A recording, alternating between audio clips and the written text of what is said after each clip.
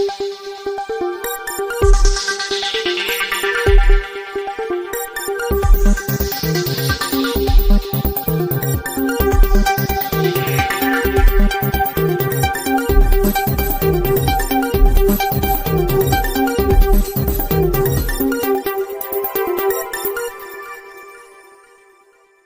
భవ్యమైన స్వాగతం పలకాల్సిందిగా కోరుతున్నాను.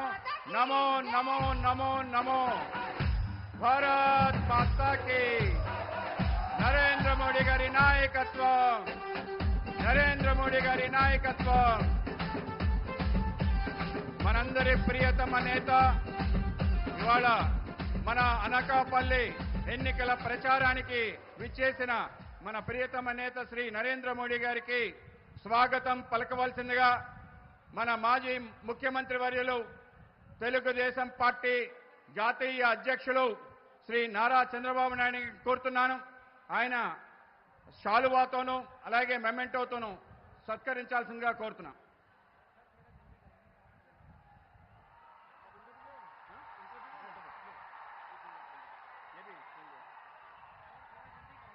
भारत माता की जय, भारत माता की जय.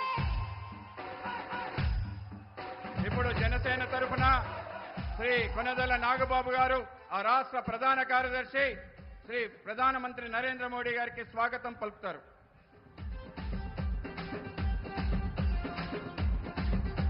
అలాగే మన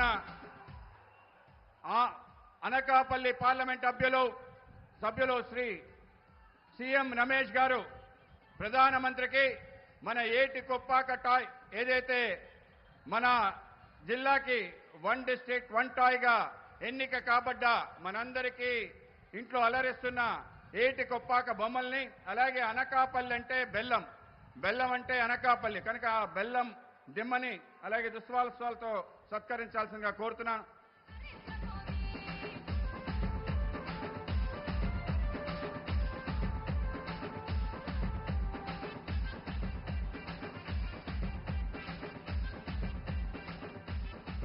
ఇప్పుడు కాబోయే ముఖ్యమంత్రి చంద్రబాబు గారు ఒక్క నిమిషం మాట్లాడతారు. సమయం లేట్ అయింది. మళ్ళీ ప్రధానమంత్రి గారు హెలికాప్టర్లో వెళ్ళాలి, చీకటి పడుతుంది. అందువల్ల మనమందరం ఎదురు చూసి మన ప్రియత ప్రధాని నరేంద్ర మోడీ గారిని మాట్లాడవలసిందిగా కోరుతున్నాను.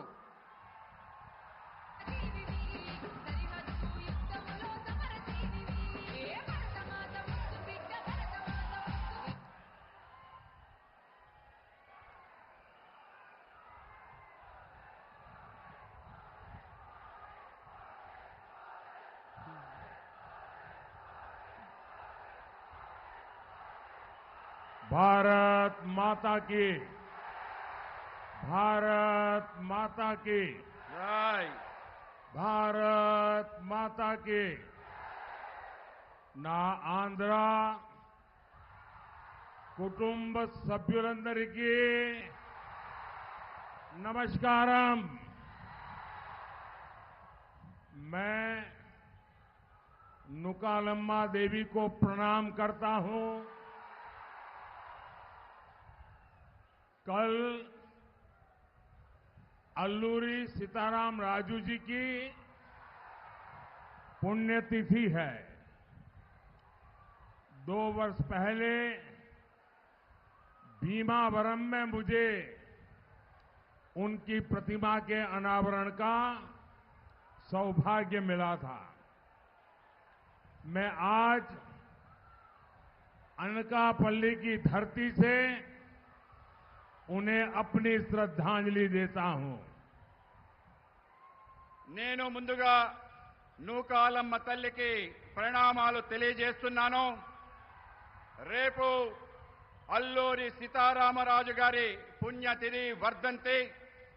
నేను 2 సంవత్సరాల క్రితం భీమవరంలో ఆయన విగ్రహాన్ని ఆవిష్కరించే సౌభాగ్యం కలిగింది. ఈరోజు నేను అనకాపల్లి భూమి నుండి ఆయనకి శ్రద్ధాంజలి ఘటిస్తున్నాను. साथियों, मैं सबसे पहले आपकी क्षमा मांगता हूं क्योंकि मुझे 6:15 बजे टेक ऑफ करना है तो चंद्रबाबू जी मेरे जाने के बाद बोलेंगे और हम सब उनको सुने बिना जाएंगे नहीं। అందరూ కూడా ముందుగా నన్ను క్షమించాలి. నేను 5:45కి ఇక్కడి నుంచి వెళ్ళిపోవాలి. నేను వెళ్ళిపోయిన తర్వాత మీ అందరూ కూడా ఇక్కడే ఉండాలి. మన ప్రియతమ నేత చంద్రబాబు నాయుడు గారి యొక్క మాటలు మీరందరూ వినాలని మీ అందరికీ విజ్ఞప్తి చేస్తున్నాను. साथियों, अनकापल्ली में बेल्लम और तेलुगु दोनों की अद्भुत मिठास है। 4 जून को ये मिठास और बढ़ने वाली है। आंध्र प्रदेश में एनडीए की सरकार बनेगी और दिल्ली में भी एनडीए का परचम लहराएगा। डबल इंजन सरकार यहां के विकास को नई ऊंचाई पर ले जाएगी। మిత్రులారా, అనకాపల్లిలో బెల్లం మరియు తెలుగు భాష రెండు అద్భుతమైనవి, మధురమైనవి. జూన్ 4వ తారీఖున ఈ తీయదనం మరింతగా పెరగబోతుందని మీకు తెలియజేస్తున్నాను. ఆంధ్రప్రదేశ్లో ఎన్డీఏ ప్రభుత్వం వస్తుంది. అలాగే ఢిల్లీలో కూడా ఎన్డీఏ ప్రభుత్వం జెండా రెపరెపలాడబోతుంది. ఈ యొక్క డబుల్ ఇంజిన్ ప్రభుత్వం అభివృద్ధి కొత్త ఎత్తులకు తీసుకెళ్తుంది. साथियों, ये पहला चुनाव है जो विकसित आंध्र प्रदेश, विकसित भारत के विश्वास पर लड़ा जा रहा है। आज भारत दुनिया की 5th लार्जेस्ट इकोनॉमी है। आज भारत चंद्रमा के दक्षिण ध्रुव पर पहुंचने वाला पहला देश बना है। आज पूरी दुनिया में भारत का सम्मान बढ़ा है। ये गौरव हर भारतवासी का सीना गर्व से चौड़ा कर रहा है।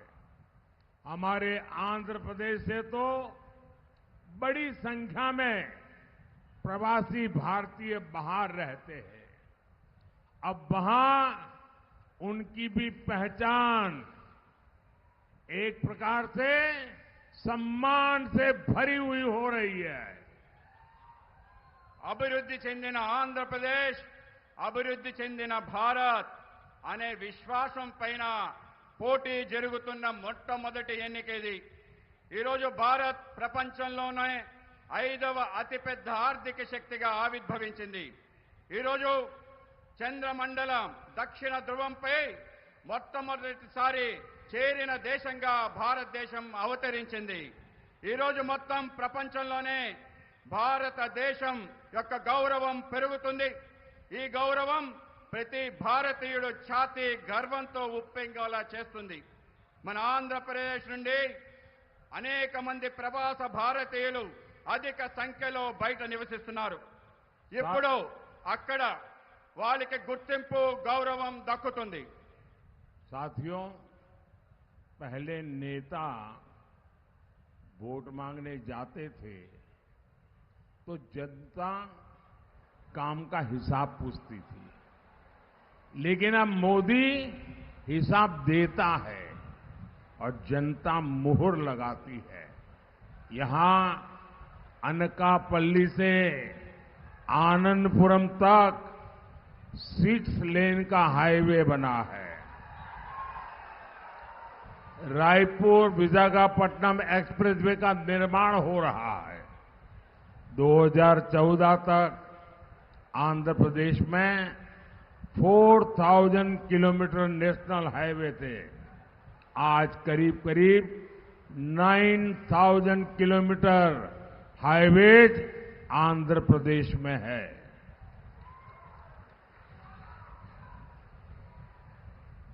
మిత్రులారా, ఇంతకు ముందు నాయకులు ఓట్లు అడిగితే ప్రజలు వాళ్ళని చేసిన పనుల యొక్క చిట్టా అడిగేవారు. కానీ ఇప్పుడు మోడీ తన పనుల చిట్టాని ప్రజలకు ఇస్తున్నారు. ప్రజలందరూ కూడా దాన్ని ఆమోదిస్తున్నారు. ఇక్కడ అనకాపల్లి నుండి అనంతపురం వరకు 6 రోడ్ల జాతీయ రహదారి నిర్మించాం. రాయ్పూర్ నుండి విశాఖపట్నం వరకు ఎక్స్ప్రెస్ హైవేని నిర్మాణంలో ఉంది. అలాగే కలకత్తా నుంచి చెన్నై ఎక్స్ప్రెస్ హైవే ఈ యొక్క ప్రాంతం నుంచి వెళ్తుంది. 2014 వరకు ఆంధ్రప్రదేశ్లో కేవలం 4000 కిలోమీటర్ల జాతీయ రహదారి ఉండేది. ఇవాళ 8000 కిలోమీటర్ల జాతీయ రహదారి ఆంధ్రప్రదేశ్లో ఉంది. ఆ విధంగా మారిందని మీకు తెలియజేస్తున్నాను. साथियों, केंद्र की एनडीए सरकार आंध्र प्रदेश के युवाओं के लिए काम कर रही है. यहां triple ITDM Kurnool, IIT Tirupati, IISER Tirupati जैसे संस्थान बन गए हैं. विशाखापट्टनम में आईआईएम की स्थापना हुई है. यहां युवाओं के लिए पेट्रोलियम यूनिवर्सिटी खोली गई है. पुदीमड़ाका में ग्रीन एनर्जी पार्क को भी मंजूरी दी गई है. नक्कापल्ली में बल्क ड्रग पार्क शुरू करने के लिए 1000 करोड़ की मदद दी गई है. इससे यहां निवेश बढ़ेगा और फार्मा सेक्टर में रोजगार पैदा होगा. మిత్రులారా, కేంద్రంలో ఉన్న ఎన్డీఏ ప్రభుత్వం ఆంధ్రప్రదేశ్ యువత కోసం పనిచేస్తుంది. ఇక్కడ triple IT Kurnool, IIT, IASR Tirupati అటువంటి సంస్థలు స్థాపించడం జరిగింది. విశాఖపట్నంలో ఐఏఎం స్థాపించబడింది. ఇక్కడ యువకుల కోసం పెట్రోలియం విశ్వవిద్యాలయం ప్రారంభించబడింది. పూడిమడకలో గ్రీన్ ఎనర్జీ పార్క్ ఆమోదించబడింది. నెక్కపల్లిలో బల్క్ డ్రగ్ పార్క్ ప్రారంభించేందుకు 1000 కోట్ల సాయం అందించడమైంది. దీనివల్ల ఇక్కడ పెట్టుబడులు పెరుగుతాయి మరియు ఫార్మా రంగానికి ఉపాధి లభిస్తుంది. साथियों, अगर केंद्र सरकार आंध्र प्रदेश में इतना काम कर सकती है तो वाईएसआर कांग्रेस, उनकी सरकार क्यों नहीं कर सकती? बीजेपी का मंत्र है development, development, development. YSR Congress का मंत्र है करप्शन, करप्शन, करप्शन. ये विकास के हर कार्य में ब्रेक लगा रहे हैं. हमने विशाखापट्टनम को अलग रेलवे जोन बनाने की मंजूरी दी, लेकिन राज्य सरकार रेलवे मुख्यालय के लिए जमीन नहीं दे रही है. మిత్రులారా, ఆంధ్రప్రదేశ్లో కేంద్ర ప్రభుత్వం అనేక పనులు చేస్తుంది. కానీ వైఎస్ఆర్ కాంగ్రెస్ ప్రభుత్వం ఎందుకు చేయలేకపోతుంది? బీజేపీ మంత్రం అభివృద్ధి, అభివృద్ధి, అభివృద్ధి. వైఎస్ఆర్ కాంగ్రెస్ మంత్రం అవినీతి, అవినీతి, అవినీతి. ఇక్కడ వీళ్ళు అభివృద్ధి పనులకి అనేక రకాల ఆటంకాలు కల్పిస్తున్నారు. మేము విశాఖపట్నం కోసం ప్రత్యేక రైల్వే జోన్ ఆమోదించడం జరిగింది. కానీ రాష్ట్ర ప్రభుత్వం రైల్వే ముఖ్య కార్యాలయం కోసం భూమి ఇవ్వటం లేదు. साथियों, हमने आंध्र प्रदेश के गरीबों के लिए 24 लाख पीएम आवास स्वीकृत किए हैं, लेकिन वाईएसआर कांग्रेस, ये सरकार इसके आधे घर भी गरीबों के लिए नहीं बना पाई. मोदी गरीब की पीड़ा दूर कर रहा है. इन्हें उसमें भी पीड़ा है. इनका एक ही एजेंडा है, जहां करप्शन नहीं वहां काम नहीं। ఆంధ్రప్రదేశ్లో పేదల కొరకు 21 లక్షలు ప్రధానమంత్రి ఆవాస గృహాలు మంజూరు చేశాం. కానీ వైఎస్ఆర్ కాంగ్రెస్ ప్రభుత్వం దాంట్లో సగం కూడా పేదలకి ఇల్లు ఇవ్వలేదని మీకు తెలియజేస్తున్నాను. మోడీ పేదల బాధలు తీరుస్తున్నాడు, కానీ వాళ్లకు బాధలు తొలగిస్తున్న బాధ కలుగుతుంది. వాళ్ళది ఒకటే ఎజెండా. ఇక్కడ అవినీతి ఎక్కడ ఉంటుందో అక్కడ పని ఉండదు. साथियों, उत्तर आंध्रा सुजला सरवंती इरिगेशन प्रोजेक्ट यहां की राज्य के वर्क कल्चर का बहुत बड़ा उदाहरण है। ये प्रोजेक्ट जगन रेड्डी के पिता वाईएसआर ने शुरू किया था। अपने पिता की पॉलिटिकल विरासत तो इन्होंने ले ली, लेकिन उनके शुरू किए हर प्रोजेक्ट भी ये पूरे नहीं कर पाए। इसी तरह पोलावरम प्रोजेक्ट को भी इन्होंने ठप कर रखा है। हमारी केंद्र सरकार ने पोलावरम प्रोजेक्ट के लिए 15,000 करोड़ रुपए जारी किए हैं, लेकिन वाईएसआर कांग्रेस को किसानों की कोई चिंता नहीं है। మిత్రులారా, ఉత్తరాంధ్ర సుజల స్రవంతి జలవనరుల ప్రాజెక్ట్ ఇక్కడ ప్రభుత్వ పనితీరుకి ఒక అతిపెద్ద ఉదాహరణ. ఈ ప్రాజెక్ట్ జగన్ రెడ్డి తండ్రి వైఎస్ రాజశేఖర రెడ్డి గారు ప్రారంభించారు. ఆయన వారి తండ్రి రాజకీయ వారసత్వాన్ని తీసుకున్నారు, కానీ ఆయన ప్రారంభించిన ప్రాజెక్టులు కూడా పూర్తి చేయలేకపోయారు. అదేవిధంగా పోలవరం ప్రాజెక్ట్ కూడా అడ్డుకుంటున్నారు. మా కేంద్ర ప్రభుత్వం పోలవరం ప్రాజెక్ట్ కోసం 15,000 కోట్ల రూపాయలు మంజూరు చేయడం జరిగింది. కానీ వైఎస్ఆర్ ప్రభుత్వానికి రైతుల గురించి పట్టింపే లేదు. साथियों, अनकापल्ली और आंध्र प्रदेश गन्ना किसानों का इतना बड़ा केंद्र रहा है, लेकिन प्रदेश सरकार की नीतियों के कारण किसान परेशान है। किसान गन्ना उगाना छोड़ रहे हैं। इस इलाके में अधिकांश चीनी मिलें बंद हो गई है। మిత్రులారా, అనకాపల్లి మరియు ఆంధ్రప్రదేశ్ చేరుకు రైతులకి చాలా పెద్ద కేంద్రంగా ఉంది. కానీ రాష్ట్ర ప్రభుత్వ విధానం వల్ల రైతులు ఆందోళన చెందుతున్నారు. రైతులు చెరుకు పంటను పండించడం మానుకుంటున్నారు. ఈ ప్రాంతంలో చాలా చక్కెర పరిశ్రమలు మూతబడ్డాయి. मैं आंध्र प्रदेश के किसानों को आश्वस्त करना चाहता हूं, डबल इंजन की सरकार में यहां गन्ना किसानों के जीवन की मिठास वापस लौटेगी। मोदी का मिशन है हमारे गन्ना किसान ऊर्जादाता भी बनेंगे। आज मोदी पेट्रोल में इथेनॉल ब्लेंडिंग बढ़वा रहा है।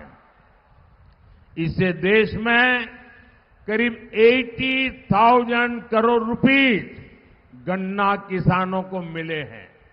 इसका बहुत बड़ा लाभ गन्ना किसानों को हो रहा है। నేను ఆంధ్రప్రదేశ్ రైతులకు హామీ ఇవ్వాలనుకుంటున్నాను. మా డబుల్ ఇంజిన్ ప్రభుత్వంతో చెరుకు రైతుల జీవితాల్లో తిరిగి మాధుర్యం తీసుకొస్తానని అంటున్నాను. మన చెరుకు రైతులు కూడా శక్తి దాతలుగా మారాలనేదే మోడీ లక్ష్యం. ఈరోజు మోడీ గారు పెట్రోల్లో ఇథనాల్ కలపడాన్ని ప్రోత్సహిస్తున్నారు. దీనివల్ల దేశంలోనే దాదాపు 8,000 కోట్ల రూపాయలు చెరుకు రైతులకు అందుతున్నాయి. దాంతో చెరుకు రైతులు భారీగా లబ్ధి పొందుతున్నారు. साथियों, एनडीए सरकार ने ही पहली बार हमारे फिशरमैन की भी चिंता की है। हमने फिशरीज सेक्टर के लिए अलग मंत्रालय शुरू किया।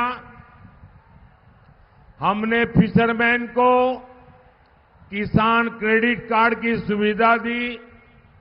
बीजेपी ने अपने संकल्प पत्र में गारंटी दी है कि फिशरीज सेक्टर से जुड़े भाई बहनों के लिए बीमा कवरेज बढ़ाया जाएगा।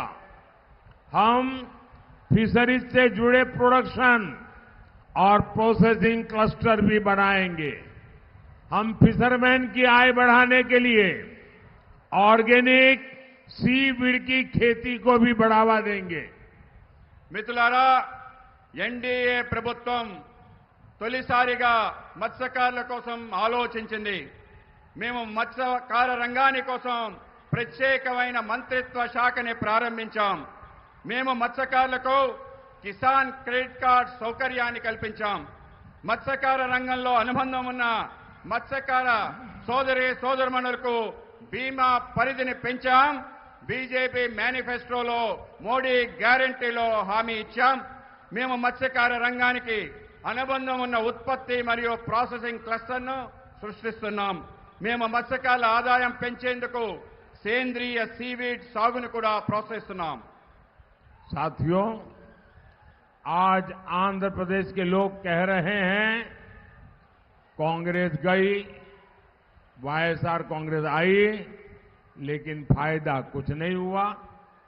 कांग्रेस हो या वाईएसआर कांग्रेस, दोनों की एक ही पहचान है। इनकी पहचान है बेलगाम भ्रष्टाचार। इनकी पहचान है माफिया राज। बगल में ही कर्नाटका में कांग्रेस को कुर्सी मिली है, वहां टैंकर माफिया, लैंड माफिया सरकार चला रहे हैं।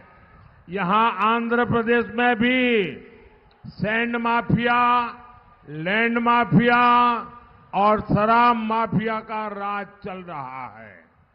आपको इस लूट से आंध्र प्रदेश को मुक्त कराने के लिए एनडीए की सरकार चुननी है। మిత్రులారా, ఈరోజు ఏపీ ప్రజలు అంటున్నారు కాంగ్రెస్ పోయింది, వైఎస్ఆర్ కాంగ్రెస్ వచ్చింది, అయినా ఏమీ ప్రయోజనం లేదని. కాంగ్రెస్ అయినా వైఎస్ఆర్ కాంగ్రెస్ అయినా ఇద్దరికి ఒకటే గుర్తింపు. వాళ్ళ గుర్తింపు హద్దులు లేని అవినీతి. వాళ్ళ గుర్తింపు మాఫియా రాజ్యం. మన పక్క ఉన్న కర్ణాటకలో కాంగ్రెస్ సీటేసి కూర్చుంది. అక్కడ ట్యాంకర్ మాఫియా, భూ మాఫియాతో ప్రభుత్వాన్ని నడుపుతున్నారు. ఇక్కడ ఏపీలో కూడా ఇసుక మాఫియా, భూ మాఫియా, మద్యం మాఫియాతో రాజ్యం నడుపుతున్నారు. ఈ దోపిడీ నుంచి ఆంధ్రప్రదేశ్ని విముక్తి చేసేందుకు మీరు ఎన్డీఏ ప్రభుత్వాన్ని ఎన్నుకోవాలి. साथियों, कांग्रेस और वाईएसआर कांग्रेस दोनों ने तुष्टीकरण की राजनीति से आंध्र प्रदेश की संस्कृति को बहुत नुकसान पहुंचाया है। कांग्रेस ने तो अयोध्या में राम मंदिर का खुला बहिष्कार किया था। आज आंध्र प्रदेश में मंदिरों को नुकसान पहुंचाया जा रहा है। मैं आपको विश्वास दिलाता हूं, एनडीए सरकार आएगी और आंध्र प्रदेश की संस्कृति पर हो रहे हमलों पर भी लगाम लगाएगी। మిత్రులారా, కాంగ్రెస్ మరియు వైఎస్ఆర్ కాంగ్రెస్ రెండు కూడా సంతుష్టీకరణ రాజకీయాల కారణంగా ఆంధ్రప్రదేశ్ సంస్కృతిపై పెద్ద ఎత్తున నష్టం చేకూరుతుంది. కాంగ్రెస్ అయోధ్యలో రామమందిర ఆహ్వానాన్ని బహిరంగంగా తిరస్కరించింది. ఆంధ్రప్రదేశ్లో దేవాలయాలపై దాడులు జరుగుతున్నాయి. మీకు నేను విశ్వాసాన్ని కలిగిస్తున్నాను, ఎన్డీఏ ప్రభుత్వం వస్తుంది. ఆంధ్రప్రదేశ్ సంస్కృతిపై జరుగుతున్న దాడులు పూర్తి స్థాయిలో ఆపుతామని హామీ ఇస్తున్నాను. साथियों, 13 मई को आपका वोट देश और आंध्र प्रदेश का भविष्य तय करेगा. अनकापल्ली से NDA candidate Shri CM Ramesh, Visakhapatnam से श्री मुथुकुमिल्ली भारत जी, अरकू से श्रीमती कोथापल्ली गीता जी और विजयनगरम से श्री कली शेट्टी अप्पल नायडू जी, उनको भारी वोटों से जीता करके दिल्ली भेजिए. इनका जीतना मोदी को मजबूत करेगा और आप जब इनको वोट देंगे वो वोट सीधा सीधा मोदी के खाते में जाएगा. साथ ही मेरा अनुरोध है, विधानसभा चुनाव के लिए भी हमारे जो एनडीए के साथी हैं, जो विधायक के नाते चुनाव लड़ रहे हैं, उनको भी भारी मतों से विजयी बनाइए. మిత్రులారా, మే 13న మీ ఓటు దేశం మరియు ఆంధ్రప్రదేశ్ భవిష్యత్తు నిర్ణయిస్తుంది. అనకాపల్లిలో ఎన్డీఏ అభ్యర్థిగా శ్రీ సీఎం రమేష్ గారు పోటీ చేస్తున్నారు. విశాఖపట్నం ఎన్డీఏ అభ్యర్థిగా శ్రీ భరత్ గారు పోటీ చేస్తున్నారు. అరకు పార్లమెంట్ అభ్యర్థిగా శ్రీమతి కొత్తపల్లి గీత గారు పోటీ చేస్తున్నారు. విజయనగరం అభ్యర్థిగా శ్రీ కలిశెట్టి అప్పలనాయుడు గారు పోటీ చేస్తున్నారు. మీ ఓట్లు భారీ మెజార్టీతో పార్టీని గెలిపిస్తే తిన్నగా ఢిల్లీలో మోడీ గారిని బలపరుస్తుందని తెలియజేస్తున్నాను. మీ అందరి ఓటు నేరుగా నాకు చేరుతుంది. దీంతో పాటు ఈ యొక్క నా అభ్యర్థన, ఈరోజు శాసనసభ ఎన్నికల్లో పోటీ చేస్తున్న ఎన్డీఏ అభ్యర్థులందరినీ కూడా మీరు భారీ మెజార్టీతో గెలిపించాలని మేము అందరినీ కోరుతున్నాను. अच्छा, आप लोग मेरा एक काम करेंगे, आप लोग मेरा एक काम करेंगे. మీరందరూ కూడా నాకు ఒక పని చేస్తారా? మీరందరూ నాకు ఒక పని చేస్తారా? अगर मेरा एक काम करने वाले हैं तो दो हाथ ऊपर करके बताइए, करेंगे. అందరూ కూడా చేతులెత్తి చెప్పండి, చేస్తాను చేస్తానని చెప్పండి. आप सभी यहां से जब जाएंगे तो ज्यादा से ज्यादा घरों में लोगों को जाकर के मिलिए और मिलकर के कहिए कि अपने मोदी जी आए थे और मोदी ने उनको नमस्कार कहा है. हर घर में जाके मेरा नमस्कार पहुंचाइए. जब मेरा नमस्कार उनको मिलेगा तो वो मुझे आशीर्वाद देंगे और हर परिवार का आशीर्वाद मुझे नई ऊर्जा देता है और उस ऊर्जा से मैं आपकी सेवा में खप जाता हूं. इसलिए घर घर जाकर मेरा सबको नमस्कार पहुंचाइए. మీరు ఇక్కడి నుంచి వెళ్ళిన తర్వాత ప్రతి ఇంటింటికి వెళ్ళండి. ఇవాళ మోడీ గారు చెప్పారు, మోడీ గారు మీ అందరికీ నమస్కారం చెప్పమన్నారు. మీరందరూ కూడా అక్కడికి వెళ్ళి నా నమస్కారాలు చెప్పండి. వాళ్ళు నా నమస్కారం వాళ్ళకి ఇస్తే వాళ్ళు నాకు ఆశీర్వాదం ఇస్తారు. వాళ్ళ ఆశీర్వాదం వల్ల నాకు మరింత శక్తి వస్తుంది. వాళ్ళ శక్తి కారణంగా మరింతగా మీకు సేవ చేసే అవకాశం నాకు దక్కుతుంది. ఆ విధంగా నేను సేవ చేసే అవకాశాన్ని కల్పించండి. मेरी बहुत इच्छा थी कि मैं चंद्रबाबू को सुनूं, लेकिन मुझे कल मेरा वोटिंग है गुजरात में और मुझे आज रात को गांधीनगर पहुंचना है और इसलिए मुझे निकलना पड़ेगा. मैं सभी एमएलए कैंडिडेट उनको रिक्वेस्ट करता हूं आगे आने के लिए. सभी एमएलए कैंडिडेट, सभी एमपी कैंडिडेट और बाबू और हमारे, आप सब मेरे साथ बोले भारत माता की, भारत माता की జై. बहुत बहुत धन्यवाद. बहुत बहुत धन्यवाद। भारत माता की जय, भारत माता की जय।